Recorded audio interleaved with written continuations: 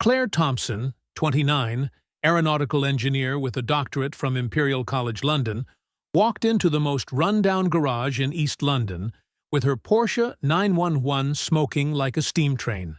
She was desperate. She had to present the revolutionary engine prototype that would change the automotive industry in 48 hours, but the system was completely broken. All the engineers in Europe had failed.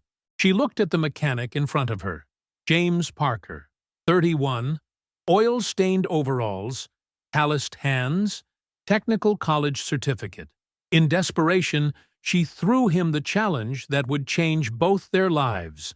"If you can fix this engine that no engineer has managed to get running, I'll marry you." She laughed sarcastically, thinking it was impossible. James looked her straight in the eyes and replied, "Deal, doctor." What happened in the next 48 hours proved that genius has nothing to do with academic titles. London, September 2024. Parker & Sons' garage in Bermondsey looked like a car graveyard, but behind this shabby facade lay one of the best-kept secrets of London mechanics. James Parker, 31 years old, technical college graduate, had hands that could speak to engines like others, spoke to musical instruments. Raised among spanners and motor oil in the family garage, James had a different passion from other mechanics. He didn't just repair, but understood machines in an almost supernatural way. He heard what was wrong by the sound, saw problems others didn't notice, had an intuition that surpassed any manual.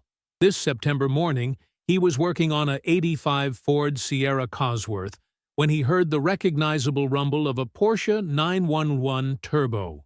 The engine was coughing, spluttering, making sounds it shouldn't make. James looked up and saw the most beautiful woman he'd ever seen get out of the car. And also, the angriest. Claire Thompson, 29 years old, was the pride of Imperial College London. Aeronautical engineering degree with first-class honors, PhD in advanced propulsion, 3 international patents. She worked for Apex Motorsport, a startup revolutionizing the automotive industry with next-generation hybrid engines. She wore an impeccable gray suit, heels that echoed on the concrete like hammer blows, a leather handbag that cost more than James earned in a month, blonde hair pulled back in a perfect chignon, blue eyes sparking with frustration. Claire explained the situation in an icy tone. This Porsche contained a £2 million prototype engine, broken for 3 weeks. The best engineers in Europe had failed. James approached and opened the bonnet, standing speechless. This wasn't a normal engine. It was a masterpiece of engineering, a hybrid system with technologies he'd only seen in specialist magazines. When James suggested that perhaps the problem wasn't the complexity of the engine, but how one looked at it, Claire exploded with sarcastic laughter. A council estate mechanic giving lessons to graduate engineers? James listened to the running engine for 30 seconds, then identified the problem. A 3-millisecond delay in synchronization between the electric and thermal parts. Claire was stunned. How could he know without even looking at the data? James explained that the engine had told him. That's when Claire, exasperated by weeks of failures, threw the challenge that would change everything. If he could fix this engine, she'd marry him. James accepted immediately, but set 2 conditions: 48 hours deadline, and Claire had to stay to help. He needed her brain as much as she needed his hands. Claire looked at the run-down garage, then at this mechanic who was staring at her with inexplicable confidence. She was mad to even consider this proposal, but she was also desperate. When she removed her heels and rolled up the sleeves of her suit, Claire didn't yet know that in these 48 hours she would discover that real intelligence has nothing to do with diplomas hanging on walls. The first hours were a disaster of misunderstanding. Claire watched James dismantle the engine with a methodology that seemed chaotic to her, following no protocols or consulting any diagrams. He worked by instinct, touching parts, feeling them, listening to sounds she couldn't hear. It was frustrating and fascinating at the same time. James proceeded like a surgeon guided by experience, not by manuals. He explained to Claire that every engine was like an orchestra. Each part had to play its role, and if one was out of tune, it spoiled the whole concert. Claire, used to believing only in what she could measure, discovered that James could sense when a component was out of sync. While they worked, Claire began to observe James more closely. His hands moved over components with an assurance she'd never seen. He didn't consult manuals, didn't make calculations, but knew exactly where to intervene. It was like watching a pianist play a very complicated piece from memory. During the first night, they worked until 4 in the morning. Claire had abandoned the suit and wore overalls borrowed from James. She was covered in grease, hair disheveled, nails damaged, but strangely, she felt freer than ever. In the silence of the garage, she began to hear what James called the voice of the engine, too. It was Claire who identified the second problem, a feedback loop in the cooling system creating instability in combustion. She'd understood it by hearing the pattern in the engine noise, exactly as James had taught her. For the first time since they'd known each other, James looked at her with genuine admiration. Claire felt proud in a way that hadn't happened for years. Not because of an academic compliment, but for finally understanding what James was trying to teach her. That intelligence doesn't reside only in the head, but also in the heart and hands. They'd found a common language made of gestures, looks, and shared intuitions. The second day was completely different. Claire and James had found a perfect rhythm. She calculated, he felt. She theorized, he experimented. Together, they were stronger than any single engineer. Claire understood that James wasn't just a simple mechanic, but had a deep understanding of engines that went beyond manuals. James saw connections others didn't notice, understood problems computers couldn't detect. He was like a doctor who diagnoses illness not through obvious symptoms, but through almost imperceptible signals. He spoke of engines as if they were people, each with their own personality. Something was changing in the garage air. It wasn't just the scent of grease and metal, but also a new tension, an attraction neither had anticipated. Claire found herself watching James's hands while he worked, noticing how muscles moved under his t-shirt when he lifted heavy parts. James was fascinated by Claire's intelligence, not the cold academic kind he'd imagined, but the living, curious kind that adapted and learned.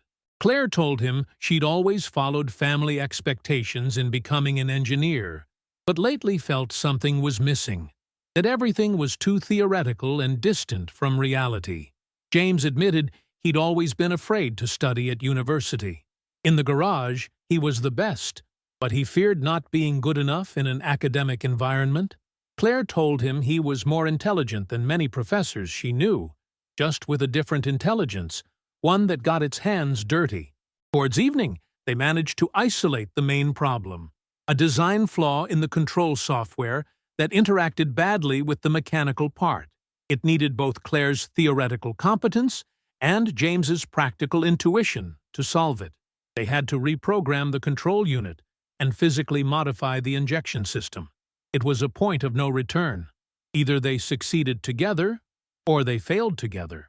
Claire looked James in the eyes and told him she trusted him. No one had ever trusted James so completely. He began working with surgical precision while Claire modified the software like two dancers in perfect synchronization. At midnight, the engine was ready for testing. It started with a perfect purr, clean, powerful. There was no more rattling, no more abnormal vibrations. It was perfect. James turned off the engine and turned to Claire. They were very close, both covered in grease, tired but happy. When James approached and kissed her, Claire closed her eyes and for the first time in years felt at home. It was a kiss that tasted of grease and new possibilities, of two worlds finally meeting. The following days were the strangest in Claire's life. The engine test at Apex Motorsport was a triumph, but she couldn't stop thinking about James. The CEO was euphoric about the success, talking about £100 million contracts with McLaren. Claire smiled, but inside felt uncomfortable. The success belonged to James too, but how could she explain that to her world? That evening, she returned to the garage. James was closing up, still in work-stained overalls. When he saw her, his face lit up. Claire confessed that her boss wanted to meet him, but James stiffened. He didn't belong to Claire's world, hadn't studied at her schools, didn't speak their language. Claire exploded, saying she didn't give a damn about the academic world. In those days with James, she'd learned more than in years at university. The difference between him and her colleagues was simple. They knew everything, but understood nothing. He knew nothing, but understood everything. Claire had a revolutionary idea: create something together that united theory and practice. James would have the resources to experiment. She would have his intuition.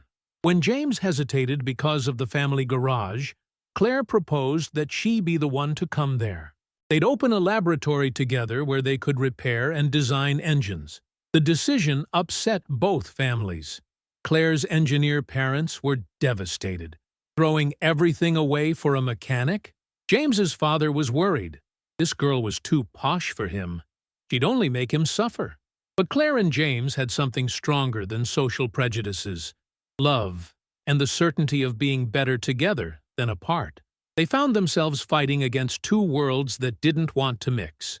Claire's colleagues considered her mad. James's mates thought he was dreaming too high. But they'd discovered that differences can become strengths, that true love doesn't look at degrees, but at the heart. One evening, holding James's hand under the lights of the garage that was becoming their home, Claire made the final decision. They didn't care what others said. They'd become partners in business and in life, uniting their talents to create something unique in the world.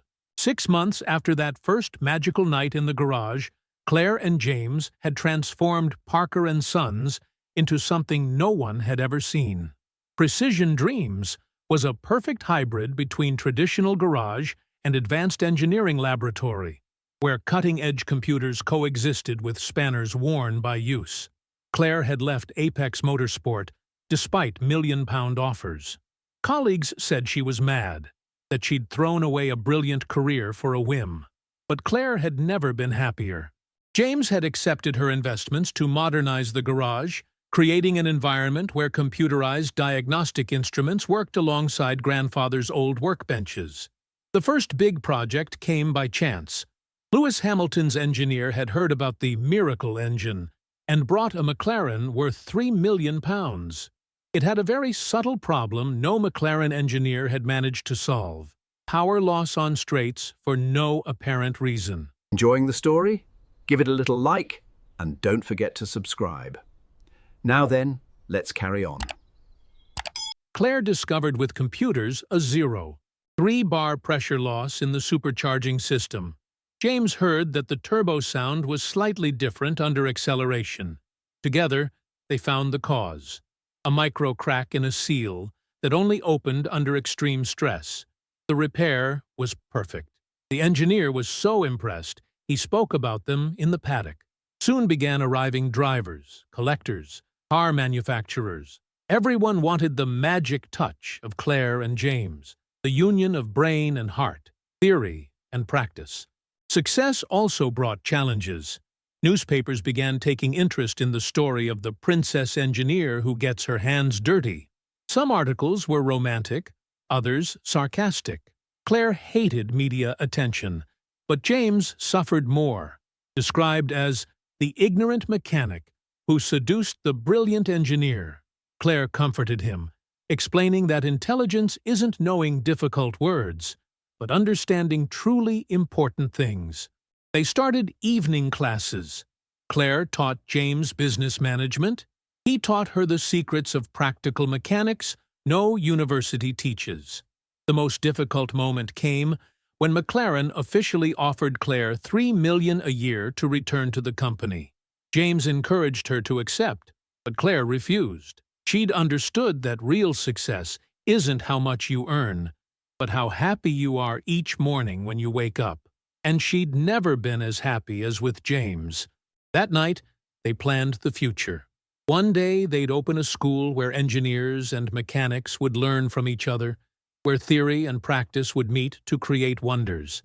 It was an ambitious dream, but together everything seemed possible.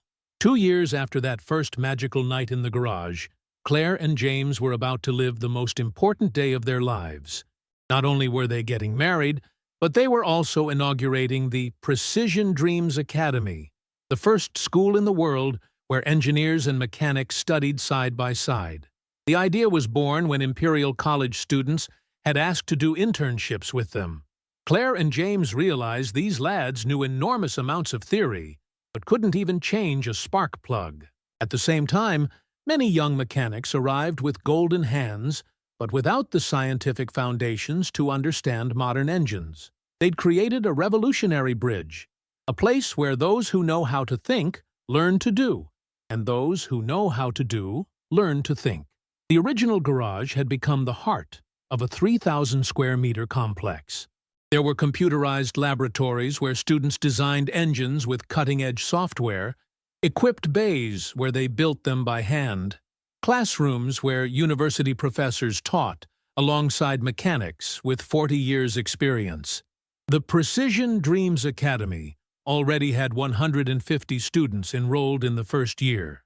Lads from Imperial College sat next to sons of mechanics who'd never touched a computer. Girls with physics degrees worked alongside youngsters who'd left school at 16 but could strip an engine blindfolded. The curriculum was revolutionary. Morning, pure theory with university professors. Afternoon, dirty practice in garages with the best mechanics in Britain. Students learned the laws of thermodynamics, then went to feel them applied in real cylinders. They studied fuel chemistry, then put their hands in injectors to understand how combustion really worked. The wedding was celebrated in the school courtyard, transformed for the occasion into a garden of mechanical marvels. Instead of flowers, the most beautiful engines built by students were displayed. A Ferrari V12, restored by a mixed team of engineers and mechanics. A completely new electric motor designed from scratch. A hybrid system promising to revolutionize the automotive industry. The guests were a spectacle in themselves. Imperial College professors in jackets and ties, sitting next to Bermondsey mechanics in their Sunday best shirts. McLaren engineers discussed with 19-year-old students wearing elegant dresses, but still having traces of grease under their nails. It was the world Claire and James had dreamed of, where social barriers disappeared before common passion. Claire wore a simple but elegant white dress, chosen specifically because it could get dirty without drama. She knew that during the party, she'd want to show the laboratories to her guests and didn't want to worry about oil stains. James had a dark blue suit that made him look like a prince, but had deliberately kept his hands slightly dirty with grease. It was his trademark, his identity he didn't want to hide, even on the most important day. The ceremony was celebrated by the mayor of Southwark, a former Ford Dagenham worker who'd made a career in politics without ever forgetting his roots. He spoke of two people who'd proved that the most beautiful love is born when you overcome prejudices and discover that differences are riches, not obstacles. The most emotional moment was when Peter, James's father, stood up for the speech. 82 years old, a life spent among engines, a voice hoarse from breathing exhaust fumes for half a century. He admitted he'd repeated the same phrase to his son all his life. With dirty hands you eat better than with your head in the clouds. He'd been wrong. Claire had taught James that you can have dirty hands and your head in the clouds at the same time. Moreover, he'd understood that this is precisely how miracles happen. When practical experience meets theoretical vision. When ancient wisdom unites with modern innovation. Claire's father, engineer Michael Thompson, admitted making the opposite mistake. For years, he'd thought his daughter was wasting her talent for a sentimental whim. On the contrary, he'd understood that Claire wasn't wasting her genius. She was multiplying it. Shared talent becomes innovation. Shared intelligence becomes revolution. During the party, guests visited the school laboratories in small groups. They were speechless, seeing 20-year-old students working on projects that seemed like science fiction. One group was developing a hydrogen engine that could be mass-produced. Another team had designed an energy recovery system that increased car efficiency by 40%. The most fascinating laboratory was where they studied impossible engines, projects car manufacturers had abandoned because too complex or expensive. Precision Dreams students made them possible, combining mechanical intuition and engineering calculations in ways no one had ever attempted before. The biggest surprise came during the cake cutting. Lewis Hamilton, who'd become their most important client, stood up with an announcement that left everyone speechless. McLaren had decided to fund the opening of a second school branch in Birmingham, in the heart of Britain's automotive industry. But that wasn't all. Jaguar Land Rover, Aston Martin, Bentley, and other sector companies also wanted partnerships with Precision Dreams Academy. The idea of uniting theory and practice, making brilliant minds and expert hands work together, had conquered the entire British automotive world. Claire and James would become consultants for the whole UK automotive sector. The offer was extraordinary. Unlimited resources, cutting-edge laboratories, the possibility of training a new generation of talent who would revolutionize the global automotive industry. Claire and James looked into each other's eyes and saw the same dream reflected. They were really going to change the world. While the party continued late into the night, Claire and James isolated themselves in their old laboratory, where it all began. The walls had remained the same, but now covered with photos. Their first graduated students, engines repaired together, completed projects, filed patents. The first engine they'd repaired together was displayed like a relic in a glass case, with a plaque telling their story. James remembered Claire's initial joke about the marriage promise, which she now defined as the most intelligent thing she'd ever said, disguised as a joke. She'd attracted the right man at the right time. 3 months later, the Birmingham branch opened with 200 students from 27 different countries. Japanese lads studying aerospace engineering worked alongside German mechanics expert in diesel engines. American MIT students collaborated with Italian craftsmen who'd learned engine secrets from their grandfathers. Claire and James shared their time between 3 sites: London for fundamental research, Birmingham for automotive innovation, and a new branch in Coventry specializing in motorcycles. Each week, they discovered new possibilities, new projects, new ways to unite worlds that had previously ignored each other. Their teaching methodology became famous worldwide. American universities sent delegations to study the Precision Dreams method. Asian car manufacturers offered million-pound contracts to export the system to Japan and Korea. But Claire and James preferred to grow gradually, ensuring each student really received the complete training they promised. The greatest success came when the first group of students graduated after 3 years of courses. They were 130 young people who emerged with unique skills in the world. They could design an engine on computer and build it by hand, understood combustion theory, and could sense when a cylinder wasn't working perfectly. Companies fought over them. McLaren, Aston Martin, Rolls-Royce, Mercedes, BMW. Everyone wanted to hire Precision Dreams Academy graduates. But many students chose a different path, opening innovative garages, founding startups that united tradition and technology, creating what Claire and James called the new generation of craftsmen engineers. 1 year after the wedding, Claire and James were already considered the visionaries who'd forever changed how technical education was conceived. Their model was extending to other sectors. They were planning schools where architects and builders would study together, where designers and tailors would collaborate, where chefs and nutritionists would share laboratories. Each evening before going to bed, Claire looked at the engagement ring James had given her. Not an expensive diamond, but a small, perfectly crafted gold gear, symbol of their life philosophy. Love, too, James had said while slipping it on her finger, needs all the pieces in the right place to work. Their flat above the London school was full of projects, drawings, engine models students gave them. On the walls hung photos of weddings, not just theirs, but also those of couples who'd formed on school benches, female engineers who'd married mechanics, physics students who'd found love with experienced carpenters. Precision Dreams Academy had become more than a school. It was living proof that when you break down social barriers and unite different talents, wonders are born that no one had ever imagined.